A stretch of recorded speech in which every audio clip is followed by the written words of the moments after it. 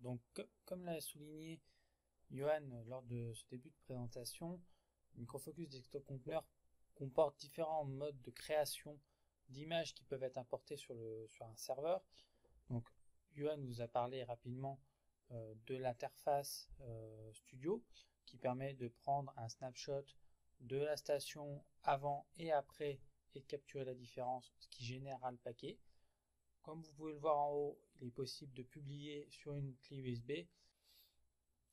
Pour ma part, je vais plus vous parler principalement de l'interface CMD dans cette démo. Tout d'abord, je vais m'appuyer, comme le dit également Johan tout à l'heure dans la présentation, sur l'outil turbo.net où j'ai créé un compte gratuit qui me permet de télécharger certains packages déjà prédisposés pour l'utilisation en CMD. Donc par exemple ici je vais déjà vous montrer. Donc là je vais me connecter à mon serveur avec mon client desktop. Donc ça c'est une phase utilisateur finale. Voilà, donc l'utilisateur final a un compte, il se log et depuis le serveur ensuite il a accès ici à un panel de dossiers qui ont été créés en amont ici sur le serveur et auquel l'utilisateur a accès en fonction des droits placés par l'administrateur. Ici par exemple j'ouvre la fenêtre utilisateur web comme Johan en a aussi parlé tout à l'heure avec les applications qui sont à ma disposition. Donc par exemple je vais lancer ici un navigateur. Je vais lancer par exemple ce navigateur là, donc un Firefox version 35 avec du Java 45 qui pointera sur du microfocus en page d'accueil. Voilà, et si je vérifie la version du plugin packagé, ici vous voyez bien que c'est du version 6.45.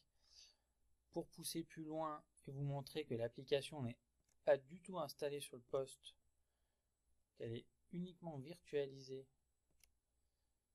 je vais lancer le panneau de configuration dans les programmes et fonctionnalités et vous voyez bien qu'il n'y a aucune application Firefox installée sur le poste. C'est vraiment du stream applicatif depuis le serveur. Voilà, donc je vais fermer mon conteneur que j'ai lancé, enfin mon image que j'ai lancée plutôt depuis mon client. Voilà, donc là, moi, ce qui va m'intéresser dans cette démonstration, c'est surtout de vous permettre de vous montrer comment packager une image et aussi la maniabilité qu'il y a à upgrader certains composants de ces images-là. Donc en ligne de commande, par exemple, je vais regarder les images que j'ai disponibles. Il faut savoir que Turbo, c'est un peu, pour ceux qui connaissent, c'est un Docker-like. Donc les commandes sont très similaires. Donc si vous avez l'habitude d'utiliser du Docker, vous ne serez pas perdu avec Turbo. Donc par exemple ici j'ai un IE7 avec du Java en 6.26 de disponible. Donc je vais lancer cette image là. Je vais utiliser un Turbo Run de mon image en version 1. Ça va avoir pour but de créer un conteneur qui va exécuter mon image.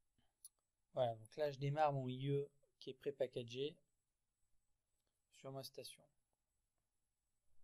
avec du Java.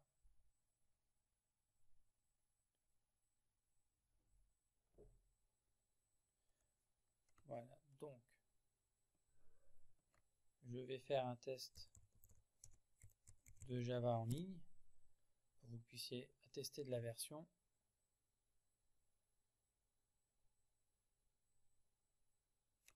Que j'ai utilisée dans cette démo.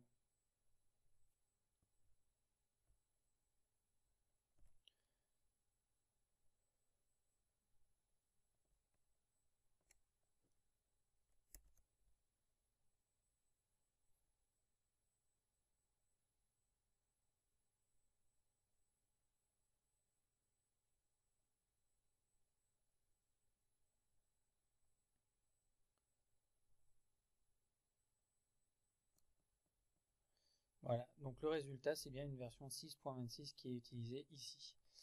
Maintenant, par exemple, ce qui va vous intéresser, c'est de savoir comment mettre à jour, par exemple, la version de Java sur le navigateur. Donc, ou encore comment je vais pouvoir mettre des ACL sur le navigateur.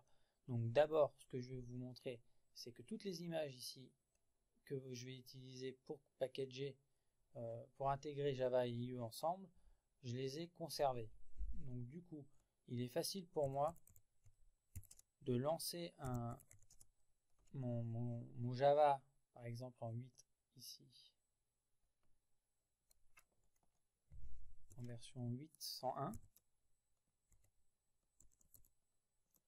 associé à ma version de Microsoft IE en version 7. Cette manipulation-là va me permettre de générer un conteneur contenant les deux images rassemblées. Et de ces conteneurs-là, je vais pouvoir en extraire une image unique avec les deux logiciels. Donc l'image unique étant par exemple une image comme je viens de vous le lancer tout précédemment. Voilà, donc même démarrage sur un IE7.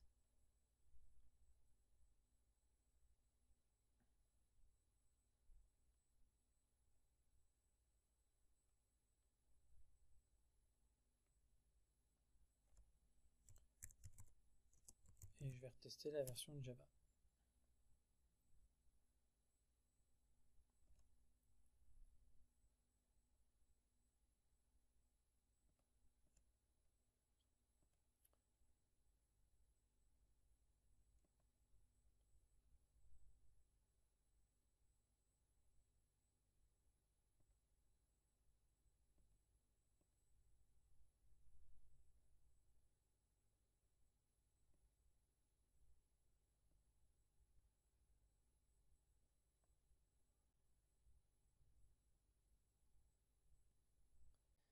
Et il n'arrive pas à se lancer parce que je suis en version ici, comme vous voyez, 8.101.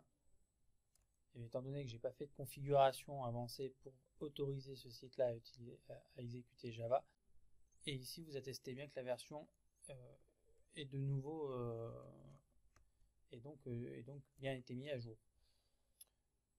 Pour les personnes qui ont une configuration faite déjà sur du Java, il est possible d'exécuter des commandes, de créer un conteneur vide.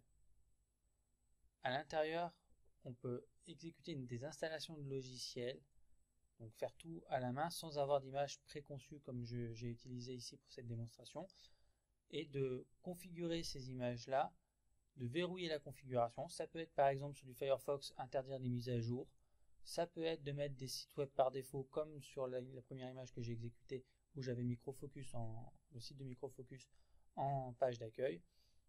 Ça peut également être une configuration de Java supplémentaire à l'intérieur, et tout ça ensuite peut être extrait au même titre que sur le studio afin d'en générer une image unique. Ce sera le même principe.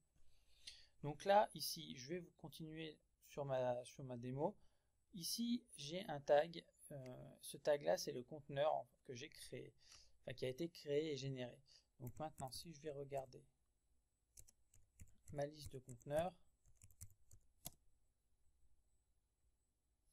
je vois bien ici que j'ai ma version que j'ai exécutée avec vous à l'instant, qui porte le nom IE7 et qui a un tag ici qui correspond au tag qui est là. Donc vous pouvez retrouver, sachant que les conteneurs peuvent avoir plusieurs noms, peuvent porter le même nom. Mais l'ID restera toujours unique. Donc il est préférable dans certains cas d'utiliser l'ID pour faire ce qui va suivre. Donc là, je veux extraire de ce conteneur-là une image unique. Donc je vais faire un commit de cette image, comme ceci, en lui donnant un nom. Donc, par exemple, IE7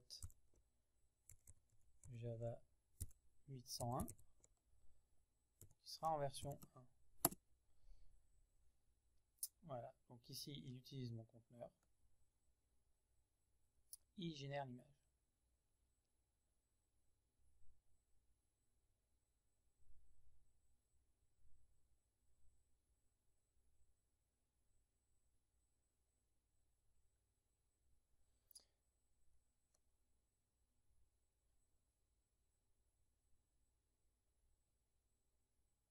Voilà, cette image, je vais la retrouver dans la liste de mes images conçues, d'accord, comme ici, et du coup maintenant je peux exécuter uniquement cette image.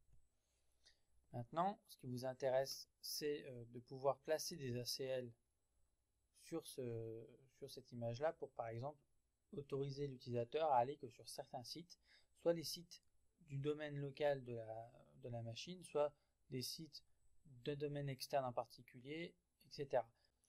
Dans l'idée, je vais exécuter ma commande comme celle-là pour aller que sur les sites de microfocus. Voilà, donc mon conteneur va s'exécuter avec ma règle de blocage et de restriction.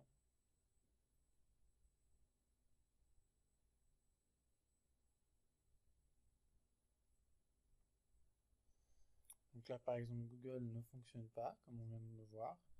On peut même essayer, par exemple, le site yahoo.com, qui ne fonctionne pas non plus. Et par exemple, si je vais sur microfocus.com,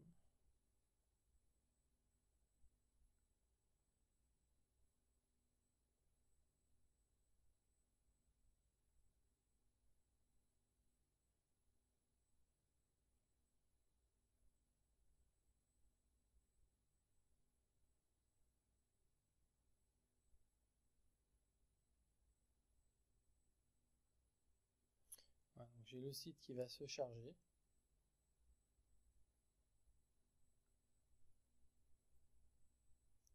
Si par exemple ici, je veux voir un des produits qui va bien aller m'amener sur cette page, donc je peux bien parcourir toutes les pages du domaine microfocus. Voilà.